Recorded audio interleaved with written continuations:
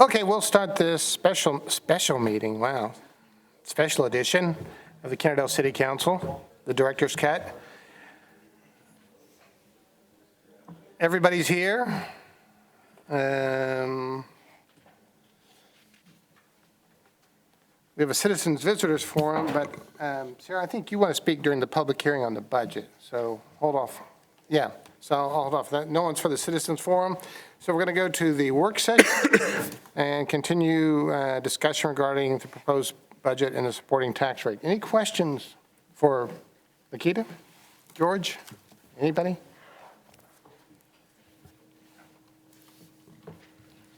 Mayor, Go ahead. I had asked Lakita, was it yesterday I spoke with you? Yes. For an further explanation on the TERS, and that's what she had supplied to us here. Do you mind going over that? Sure. Okay, sure. thank you. Actually, the one that I supplied to you is the regarding the other question that you asked okay. about the 2018 tax notes. Okay. Councilwoman Rhodes asked if we had spent any of the money from the 2018 tax notes, and to date, we have not.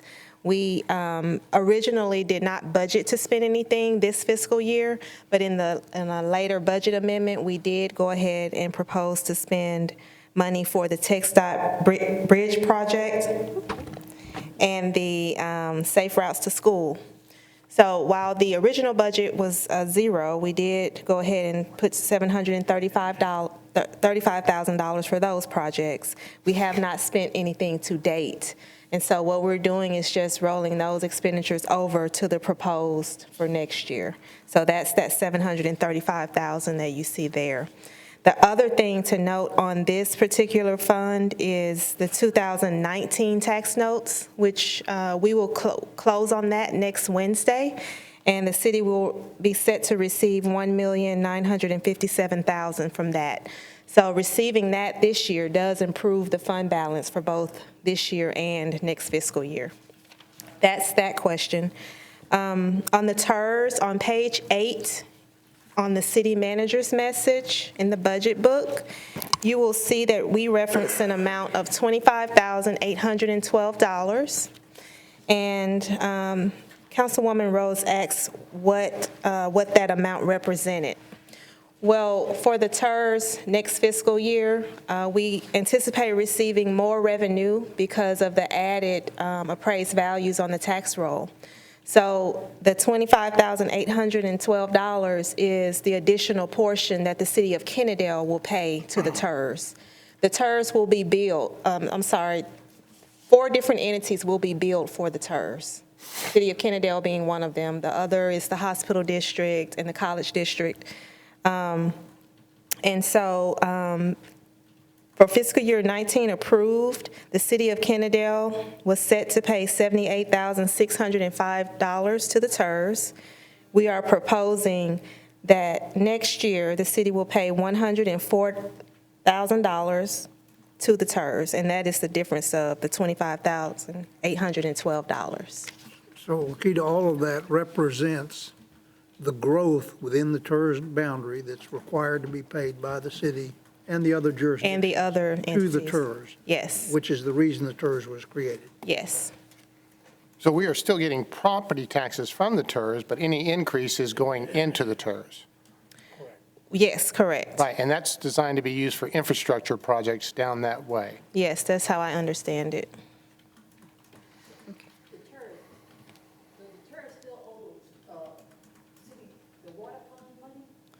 I'm still researching that. I'm fairly new to the TERS, and so I'm still researching that. I understand that there was some recommendation for the city to repay the TERS, but I've yet to kind of get to the bottom of that just yet. Yeah, and Sandra, if I could, Lakita and I haven't had much chance to really talk about it yet, but we had established, I think, last year that the TERS did have some outstanding loans, if you will, but and last year the TERS board agreed to pay a piece of that back, and it gets paid back out of this incremental increase each year that we receive when the values grow in the TERS. So I think the answer that we'll find, and I'd need to visit with Lakita about it some more, but is that yes, there is some money owed by the TERS to the city, but and the TERS board would need to tell us how much of that they want us to pay back. And I think it has been the will of the council to get some of that, get that money back. And we do have 2 TERS board members now that are council members. Who is it? Chad and Chris. I think Chad and Chris. Yeah. But we still don't, do we have the replacements for the county? Yes, Is Devin Allen going to serve? yes. believe that, yes, she is serving. Devin Allen, and it's on that list that I think we provided to you for Yeah, but today. you had Judge Whitley on there. Did you have Judge Whitley on there? And you had the TCC chancellor. That doesn't sound like the TCC chancellor would actually do that. That's what I was sent by DCD. He did designate a proxy, though. He did designate a proxy, okay. Oh, great. That may be a conflict. Linda, does that answer your question? Yes, sir, thank you. Any other questions? So going back to the 2000 tax note, and George can probably help me with this. How many projects do we have possible on that, for that tax note? You said 2,000 tax note. This, The new one? yeah. Well, we've got several potential projects, and on your agenda for, and we said when you approve the sale, issuance of those tax notes, we would come back to you with specific projects. We're obligated to spend some of it within a certain period of time. And we'll have, I think, 3 engineering design contracts on your agenda next week so that we can begin using those tax notes to do, for instance, Trent Street, College Sublet Road design, and I'm trying to think what the other one is. Linda Road. What All does could be Linda paid. need? Me. Oh, right, okay, I'm confused. Linda's Road. But again, those are initial projects that we could use the tax notes as a source of funding to get those projects underway and be prepared to go into construction with them as soon as we're ready to by having the design done. And Larry, you've got a whole list of projects, do you not? Yes, And you did list all those for us at previous council meetings? yes, Okay. many times, So we just need to decide which ones we're going to prioritize? certainly. All right. And George, when it comes to the tax rate, this does not affect the tax rate. The tax note, no, it does not. Stays the same. That's correct. In fact, the $2 million tax notes were issued with the understanding that it would allow us to maintain the same debt service tax rate in the new budget as we had this past year, without increasing it. So we'll have that $2 million available to start the design on these projects, but we'll not have to increase the debt service tax rate. So if you did not issue the tax notes, what would have happened to the debt service part? The debt service tax rate would have been reduced, Right. and those funds could have gone in then to the general fund, but it has an impact on how much you could have raised the tax rate without exceeding the rollback rate. Right. So in other words, there is an impact, but there's a bigger impact of doing absolutely nothing. Correct. Because eventually those projects start to get worse, and it drives up the cost. And I would go to Valley Lane as being an example, is that you don't catch it early, it's like any medical condition, you don't catch it early, then it gets worse. And we've been behind the 8 ball on a lot of those projects. No, I think it's going to give us a chance to get the engineering design done on several projects that need desperately to be done, and so we can have them ready to move when the projects are ready to go to construction. And then we'll determine how the funding for the actual construction of those projects will be done on a case-by-case basis. And that's primarily streets, water, sewer. Could be buildings, parks, Yeah. acquisition of land or facilities. Mayor, can we go back to the other tax note for a moment? Sure. Melissa, can you give us an update on the Safe Routes to School, where that stands? And the reason I'm asking is there's been a lot of, as you know, now that school's back in session, a lot of buzz about children walking in the street and We were going to give you an update on that, but in a little more detail. But essentially, we've been working with TxDOT and the COG, and we ran into a bit of a challenge. The program, and this was laid out actually when I came to work here in terms of the plan, included a median on Kennedale Parkway. We had a recent meeting with Michael Morris for the COG to discuss the potential of a redesign of the parkway to what's called a complete street, which would make that whole corridor more walkable, more crossable. In light of that, we're going to pursue that with the COG, sort of a bigger project, so to speak. In light of that and the pushback that we've gotten from TxDOT on that median and a pedestrian crossing mid-block, I think we're going to pursue that larger plan and pull back on that median, which is kind of holding hostage the rest of the project, the sidewalks in the neighborhood.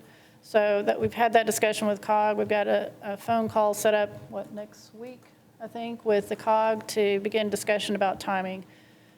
Because we got some challenges from TxDOT with that median, we weren't able to get in the funding cycle for last fall with the COG, but we'll be in this one.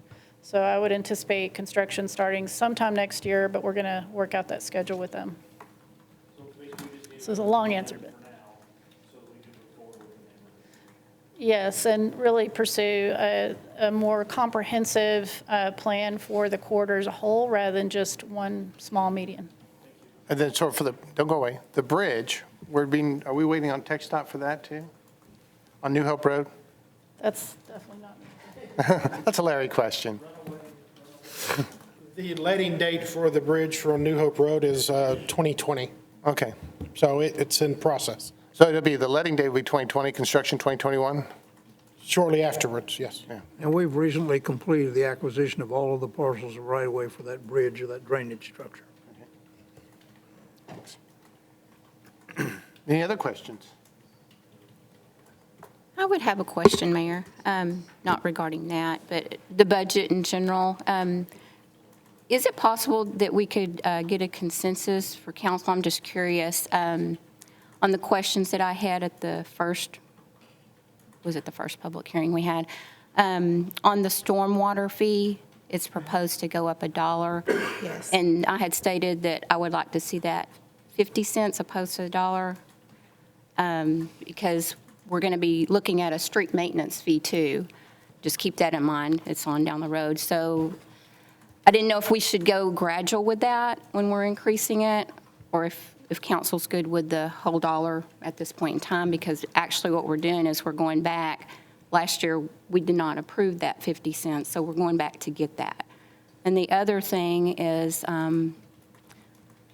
on the planner one position, if we as a council think that that's more needed than another street person or police department. Anybody? I guess my comment on the stormwater fee would be, without going all the way back in history, because I don't know how long, but we haven't increased it in several years. So we're way behind the curve even if we go up $1. And it's $6 a year per household. It's not a substantial increase of 50 cents. Is it $6 or it would go to $4.50? Well, no, it's $6 a year, 50 cents a month for a year. Oh, would be okay, gotcha. $6. I can't do the math. And It's going from $3.50 to $4.50. so I think as we talk about economy of scale, 50 cents a household does add up to something that we can do something with at the end of the year. Still trying to catch up with being several years behind in that fee already, so. Josh? No feelings one way or the other? I agree with him.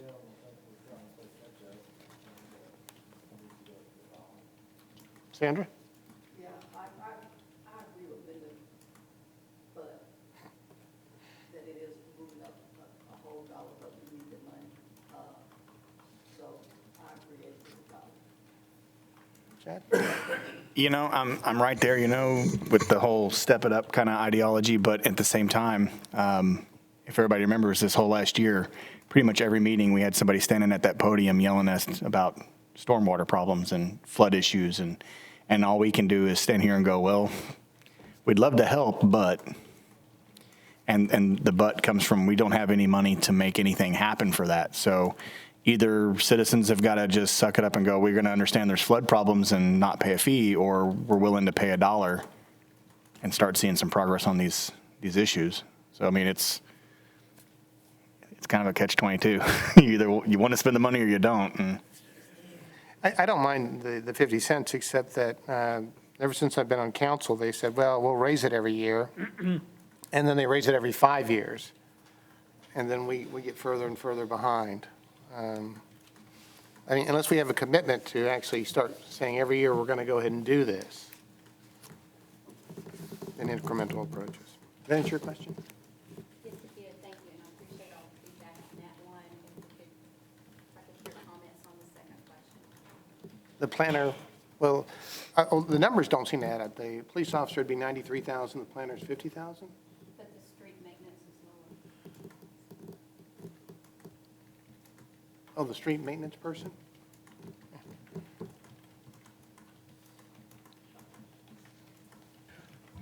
I wouldn't know. Well, we've, going through the budget process, we evaluate that very closely, and it's always, and I don't mean this in any kind of a negative sense, easier to push a police officer or a firefighter position ahead of other positions in the city. But frankly, we're very desperate for this planning position and some additional help in community development. And in my opinion, that's a much higher and greater need right now than adding one additional police officer, or one additional firefighter, or one additional street employee. Right now, we have almost nobody to cover the window in community development on a daily basis. So my recommendation is, and it's the reason it's in the budget, is that that's a much higher priority from a standpoint of operations at this point than the other positions would be. George, could either you or Melissa maybe give us a high level as to what that job's top 4 or 5 responsibilities would be, so that we all have a good understanding? I mean, we all know what a fireman and a policeman does, but I'm not 100% clear on what the planner position might entail. Let me ask Melissa to address it for you. Well, the planner position will be a certified planner that will basically allow us to not only, as George mentioned, cover kind of some of our immediate needs, which is handling people coming to the window. We often have multiple people at the window at the same time. We've literally had times where we can't cover lunch. Y'all might remember when you were in your retreat and we had a firefighter come over to cover. So we're really kind of in a struggle just on a day-to-day, but also it allows us to pursue planning projects, to really look forward instead of just trying to keep our head above water. We're able then to look at a redesign of Kennedale Parkway, or how do we improve Old Town in a comprehensive way, looking at that from a planning standpoint. It also allows me to spend time, I came on as Director of Planning, I'm now Director of Planning and Economic Development, and it allows me to spend time on that component rather than just day-to-day. We can have that planner position looking at plats, for example, without me having to do that. And I'm able then to spend time on looking at moving forward and bringing in development. So it's a multi-pronged type of position that allows us some help from covering the window to planning projects to freeing me up for economic development. Sometimes you'd be a little surprised at how much when somebody comes in just for a zoning change request, of having somebody there who's able to go back and track the history of that piece of property and do the research that's necessary to get a case before the Planning and Zoning Commission and give them accurate, correct information and recommendations. I know for a fact for the last 2 days, Melissa has been answering a lot of emails because I've been including those emails, so it's a lot of back and forth. Yeah, we don't have a planner, it's just me. So I'm the director of the department and the planner. So we have a permits clerk and me. And so there's nothing in between. So, Lindy's working on covering the window and the day-to-day answering the phone and so forth, and everything else comes to me. So whenever I can get my head above water, I might be able to focus on attracting this development or that. So it's a real challenge, like you said, with just doing the day-to-day. Do we do our own 911 database systems to Tarrant County 911? Like we do our own addressing and then submit that forward to them? And We do. okay. I do. Yeah. Okay, so that was a full-time job when I was a city planner, just in one planner's department, just handling the 911 address coordination and we street submitted name to- verification and. I don't know how it gets to 911. I submit it to TAD and the post office. So Yep. every time we have a readdressing, then I've got to get the plans out and readdress everything. When we have a new development, then I create a spreadsheet to readdress, create the Yeah, legals, all of that. it's a complicated, lengthy Yeah. pain in the butt process. And then also, correct me if I'm wrong, plats still have to go downtown and be filed by hand. You can't mail them in and all that good stuff, right? Yep. Well, there is an online process, which is fairly convoluted, and we do have a part-time planner. She's in a temporary position pending the funding of a position, but she's just part-time. She works at City of Arlington in the afternoon. She's working on getting us automated, but until then, Do we yeah, even have I'm driving scanning? to Fort Worth and filing those. Do we have scanning equipment to scan a plat to actually submit that? We do. We do, okay. We got a new plotter, actually. We got a new plotter about, 2 months ago. Excellent. Well, that's good to hear. So we're getting there. So I'm familiar with the whole planning process, and that's one of the things that kind of shocked me is that we have one person. Because I was used to an environment where you basically had your planning department split. You had your current planning, which was your day-to-day activities and filing the plats, handling the customers, pulling zoning paperwork and your land use maps for whoever comes up to the counter, and writing reports, pulling address names for notifications and things like that. Then we also had a comprehensive team that was strictly looking forward, developing the plans, pushing forward, and developing identity. And how do we take this core ideology that we want for the city and apply it over wide? So I'm shocked that we don't have a second person. Frankly, because I don't know how as a city we can look forward if we were always looking down, so. I think as far as I'm aware, as long as this department's been there, we've had the same staff, the same number of staff, the same positions, and we're obviously growing a lot more than we were 5, 10, 20 years ago. So that's part of it. I mean, we're in a heavy growth period, which is good for Kennedale, but keeping up with it is, this next year, I can't even wrap my head around how we're going to do that with the same staff.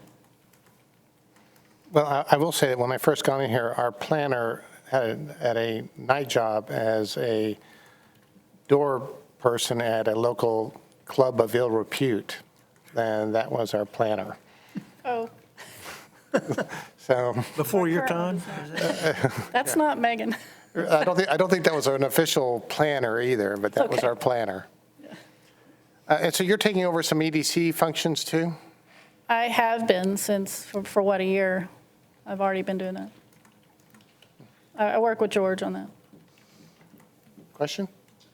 No, when I first came on the council, I thought it was important to me. I thought maybe we needed an assistant city manager. But as I see the city grow and the rapid pace that it's growing, I think this is a crucial position that we need to really look at. And so.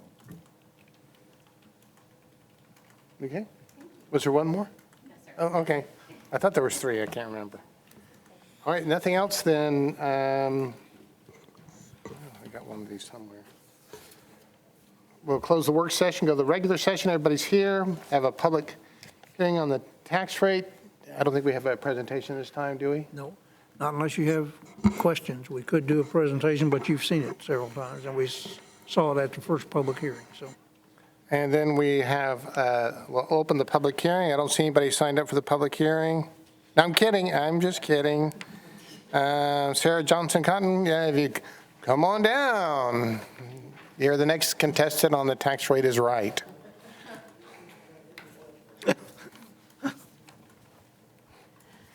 Hi, I'm Sarah Johnson, Cotton, 700 Crestview Drive, Kennedale, Texas, and I have a property on 221 Village Street. My main concern is if you're going to do the storm and the road fees, add that on, adding a tax hike on there is going to be hard on our senior citizens. You know, y'all think $1 is not much, but when you're on a limited income as a senior who is 65 and older, 50 cents is a lot. It's been, you know, not all of our seniors here have lots of money laying around. A lot of them are on Social Security because when they had jobs, there wasn't 401s. It was just Social Security or a pension. And a lot of companies have different pensions have like cut in half. My brother-in-law's, he lives in Alabama, but his pension got cut in half. So you have to, I don't mind a tax hike rate per se, but as for, I think you need a referendum that you will not go up on the senior citizens of a certain age, that you don't go up on their taxes. Or make a discounted rate for the storm fees. If you're going to go up $1 for everybody, let's wrote this, only there's 50 cents. Y'all got to think, y'all think we all can afford these hike rates. Some of you are still working. Some of us are retired and are on restricted incomes. So you got to do what's best for everybody, not just what you want to see done. And, if we have to go on a tax rate, that's fine, but let's do something that protects our senior citizens, that it's not going to affect them as much as it's going to affect. Because $1 more for a senior citizen is more than you realize. It might mean they don't get milk for a week because they have to wait. And I know a lot of people are not on Meals on Wheels, and I've been trying to get different ones to go with me to find out who needs to be on Meals on Wheels so we can make sure everybody who's a senior can be on Meals on Wheels. But I'm just asking you to please caution when you do this. If you're going to do this, make a referendum where the senior citizens are going to be protected. That's all I'm asking. Yeah, I will say, Sarah, that when I look at the tax rate, I look at the whole gestalt of the tax rate is that you've got the school district taxing, you've got the county taxing, you've got TCC taxing, you've got the hospital district taxing. All those are taxing entities. I do know that the school district is planning on going down 5 to 6 to maybe 7 cents on their tax rate. Some senior citizens still having to pay taxes. Right, because the state has stepped up. I'm asking you to make sure you are thinking about our seniors when you do this, because they still Yeah. get county taxes. Right. And I do know that the Tarrant County tax rate is supposed to go down a penny too. So I think you're going to see, unfortunately with appraisals, because appraisals are going up because people want to live in Tarrant County. It's the fastest growing county in the country. You're seeing the school board and the county lowering a tax rate. But I'm asking you, as city taxes, to think about our seniors when you do this increase, and that you protect our seniors from having to take too much of a, Well, I think what he's saying with the other two entities going down, even if we raise it, that they're gonna still see lower taxes. Yeah, they're going to see some lower tax rate, mainly because the state has stepped up on the school funding. you're right, that's not necessary, so in some cases, depending on where the property is. Well, with the school district, Because where we live, Uh-huh. ours is still pretty high, because we're by the schools, we're by the bank, we're by the fire station, so. but the school district will be lowering your tax rate. I don't know, but I'm just saying, think of our seniors. We do. Yeah, we will. I'll close the public hearing. There's no staff response or summary, so we'll announce the date of the next tax vote. I think that's what somebody has to make the motion for. Anybody want to do that? I think you just announced it. All right, well, I thought you had like an official thing that we had to say, according to state law. That's what I'm looking for. Well, the adoption of the tax rate will occur and the budget on September 17th at our regular city council meeting.